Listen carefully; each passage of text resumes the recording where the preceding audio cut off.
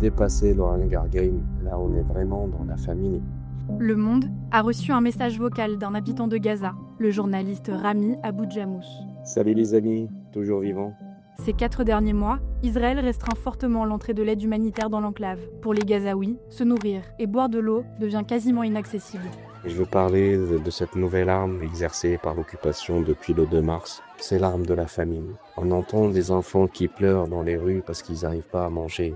On voit l'épuisement de la population entière qui sont devenus non seulement maigres, mais aussi psychologiquement épuisés. Je vais aller acheter 1 kilo de farine aujourd'hui. Et le kilo de farine aujourd'hui, entre 140 et 150 shekels. Il faut payer cash. Pour avoir les 150 shekels, il faut payer un transfert bancaire vers le bureau de change. On fait un transfert de 300 shekels à cette personne pour qu'il nous donne 250 shekels. 1 kilo de farine, ça fait à peu près 9 à 10 pétas de pain. Et moi, j'ai des voisins, j'ai des amis qui n'arrivent pas à avoir ce bout de pain. C'est pas le luxe, on parle pas du poulet, on parle pas des fruits, on parle pas de la viande, on parle juste un bout de pain, juste pour sentir rassasié. On n'arrive pas à fournir ce petit bout de pain à nos enfants qui sont en train de crier famine.